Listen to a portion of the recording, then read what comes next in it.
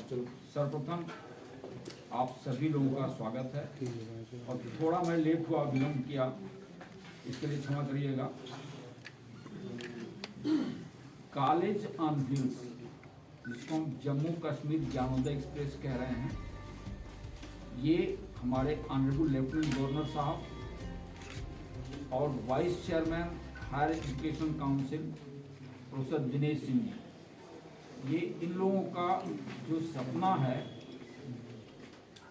उसको मूर्त रूप देने का काम जम्मू विश्वविद्यालय कर रहा है।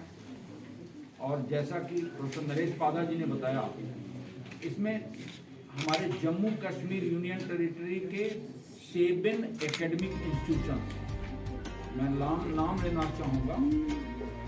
नोडल यूनिवर्सिटी ऑफ जम्मू है और इसमें जो बच्चियां पार्टिसिपेट कर रही हैं 700 से ऊपर।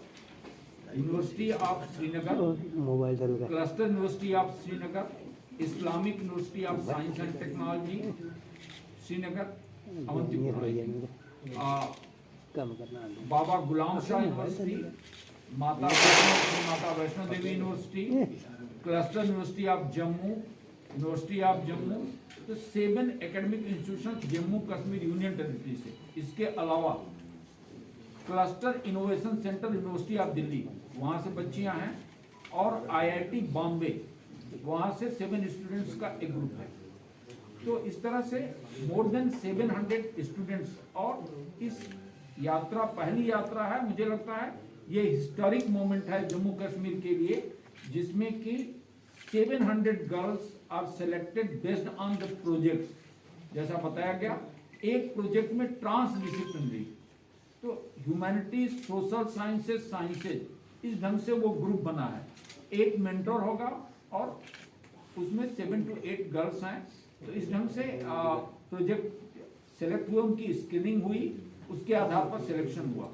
और 7 एकेडमिक इंस्टीट्यूशन हम कह रहे हैं, तो उसमें एफिलिएटेड कॉलेजेस के लिए बच्चे हैं।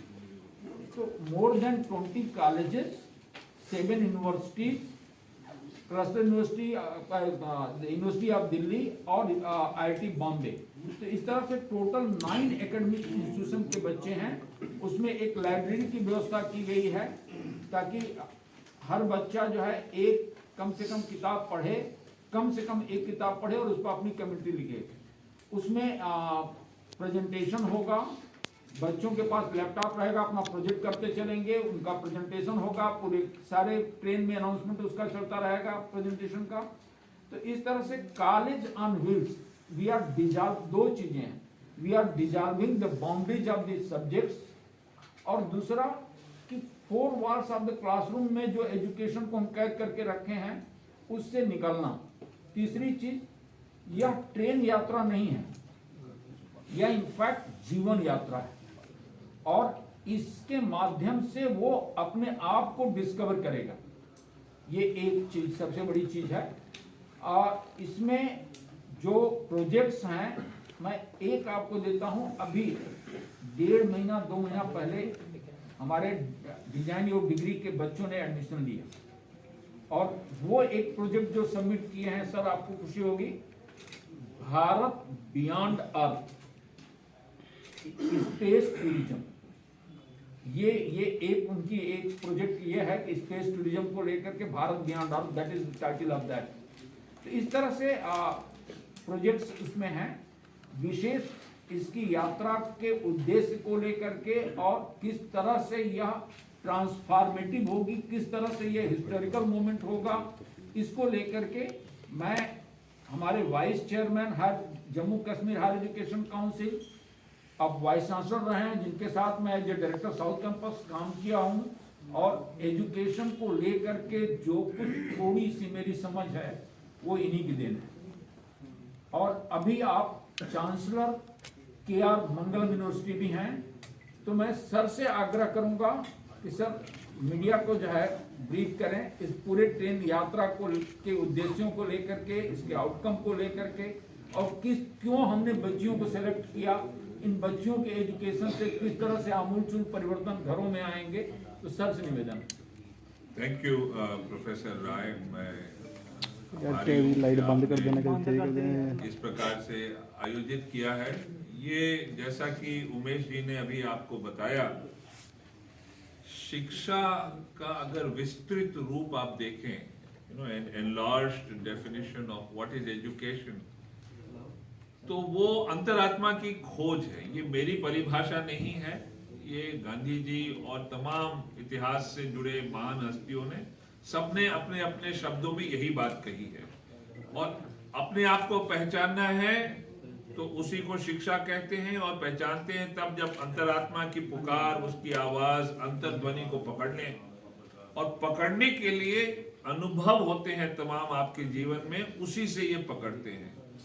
तो ये यात्रा गांधी जी के जीवन से प्रेरित है। It is inspired by the life and example of Mahatma Gandhi, जो कहते थे उसी तरह जैसे रविंद्रनाथ ठाकुर कहते थे, या सोक्रेटिस ने कहा, या और लोगों ने, कबीर ने कहा, इन द क्लासरूम। और गांधी जी के जीवन में रेल यात्राओं की भूमिका बड़ी महत्वपूर्ण है, बहुत ही महत्वपूर्ण है। गांधी बने तो अधिकांश रूप से रेल यात्राओं की वजह से। अगर रेल से निकाले नहीं गए होते तो वो सोचना ना शुरू करते कि ये क्या मतलब है डिस्क्रिमिनेशन का। फिर उन्होंने अपने आप को पहचाना एक रेल यात्रा में, जब उनको एक पुस्तक दी गई और रेल यात्रा में पढ़ा।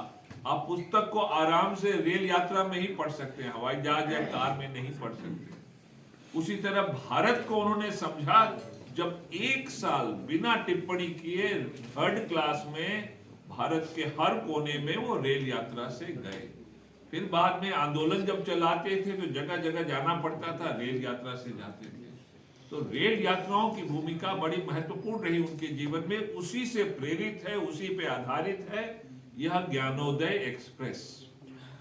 और ये ट्रेन में बच्चा उम्मीद रखा जाता है कि वो अपने आप को थोड़ा पहचानने लगेगा, और उसके साथ साथ जब वो पहचानने लगेगा तो फिर इसकी आवाज पूरे भारत में धीरे धीरे गूंजेगी। मैं उम्मीद रखता हूं कि भारत की और विश्वविद्यालय भी इसी तरह से समझेंगे कि शिक्षा क्लासरूम ही के अंदर नहीं होती है, संसार के अनुभवों के आधार पे भी उतनी ही महत्वपूर्ण रूप से होती है। बच्चा अपने को पहचानने लगता है। और इस यात्रा में हम तमाम जो पहलू है, वाइस चांसलर साहब ने समझाया, एक शायद पहलू वो भूल गए हों, रेल यात्रा में कुछ चरखे भी रखे जाएंगे कांतने वाले, और बच्चों से उनके साथ एक प्रतियोगिता होगी। वो सीखेंगे यात्रा में चरखा चलाना, और देखा जाएगा कि कौन सबसे लंबा धागा काट के दिखाता है। तो प्रतियोगिता में ये भी एक कंपटीशन चलेगा। गांधी जी के आश्रम में जाएंगे, साबरमती में भी, वर्धा में भी। क्या परिकल्पना थी गांधी की, उससे भी प्रेरित होंगे। क्या सोच थी, उसका इतिहास क्या है, वो कैसे उसने भारत की आजादी की लड़ाई में आश्रम की महत्वपूर्ण भूमिका क्या थी, वो दिखाया जाएगा। और यकीन कीजिए इसकी आवाज भारत के अंदर ही नहीं, बाहर भी गूंज रही। मेरे पास अमेरिका और इंग्लैंड से तमाम वाइस चांसलर्स के प्रस्ताव आए कि हमारे भी बच्चों को इसमें शामिल कीजिए। तो ईश्वर चाहेगा तो अगली यात्रा में विदेश के भी बच्चे आएंगे।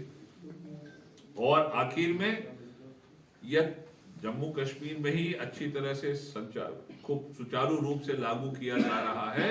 इसके लिए हम आभारी हैं कि लेफ्टिनेंट गवर्नर साहब ने पूरा सहयोग दिया हर प्रकार से। हम लोग की परिकल्पना जो हुई उनके साथ बैठ के किया, आर्थिक रूप से सहायता मिली, प्रशासन की पूरी सहानुभूति और उनके सहयोग से किया जा रहा है। तो हम आभारी हैं इसके लिए। और इस तरह के प्रयोग से ही भारत आगे बढ़ेगा। भारत की नॉलेज इकोनॉमी ऐसे ही तरह से बढ़ेगी। नॉलेज जब इकोनॉमी से जुड़ेगा तो देश प्रगति करेगा।